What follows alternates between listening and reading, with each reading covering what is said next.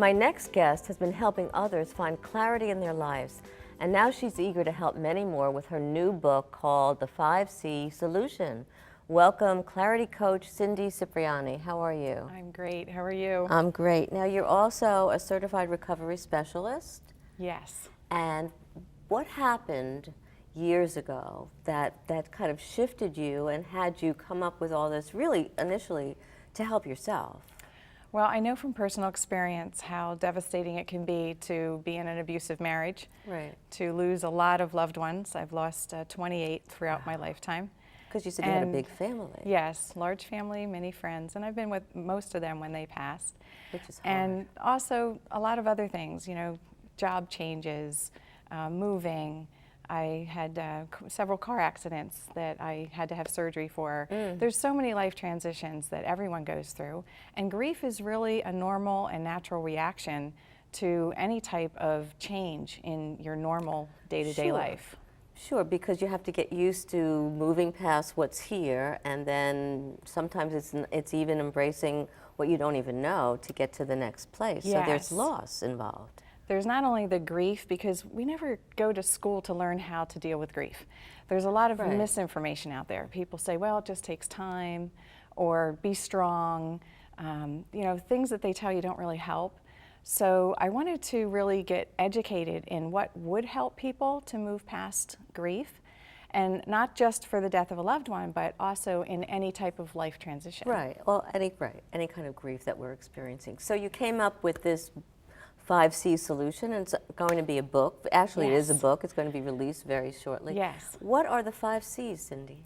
Well, I use my hand as a memory tool. Okay. So the first one is the smallest finger, and that stands for clarity.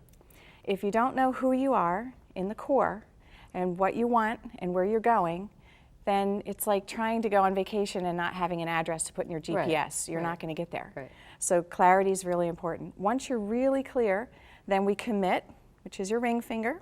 Okay. We commit to a that's course of great. action. And then as soon as you commit to something, challenges are going to arise. Of course. And so it's conquering those challenges, actually preparing for them. You know, what's going to stop you from getting what you want? Right, so you have to know that, at least go through what might happen in your mind. Yes, sometimes it's that little voice in our head that we all Right. have. I call him Mr. Prickly, and he pricks at me all the time. Right. You're not good enough. Right. You're not Sure. smart enough. You know, all So those what's little the things. next one? The next one is create. So we create a step-by-step path to move forward, Okay, great. and then celebrate is thumbs up.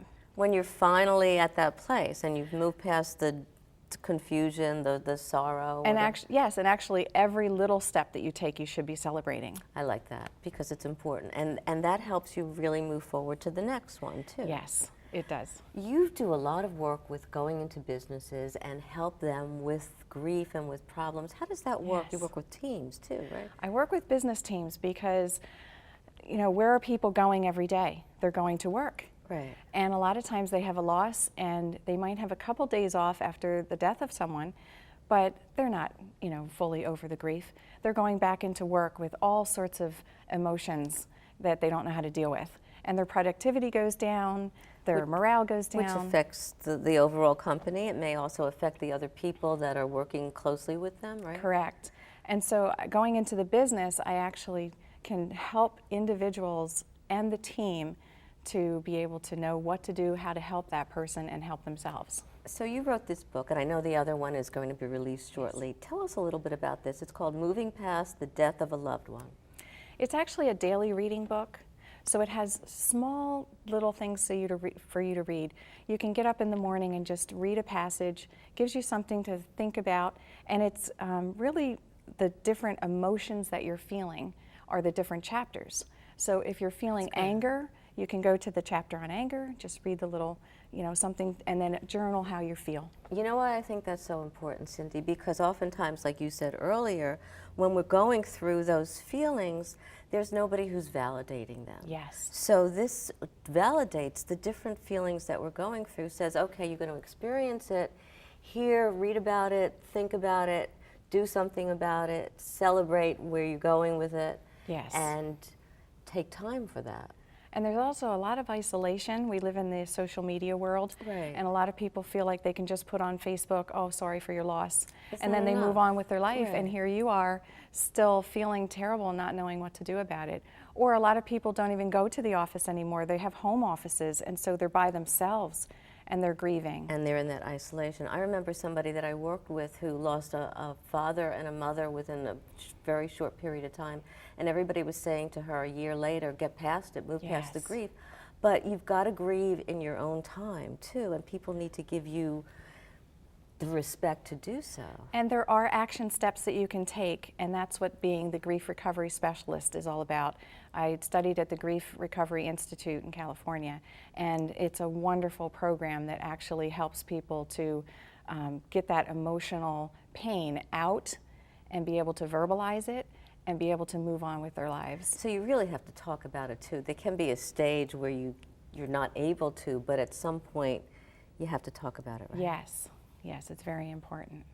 Wonderful. Thank you so much, Cindy, and I love what you're doing, and I'm waiting for that book to come out. Well, I can't wait. I'll get you one. Thank you. Power Your Life will be right back ahead. Find out what's hot for next week.